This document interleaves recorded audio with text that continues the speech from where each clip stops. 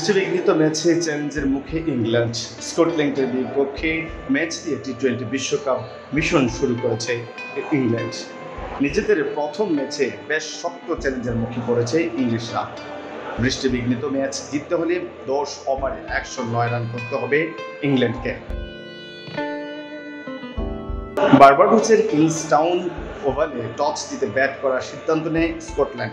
দুই opener George Munsey ও Michael জোন্সের ব্যাচে ভালো শুরু পায় স্কটল্যান্ড।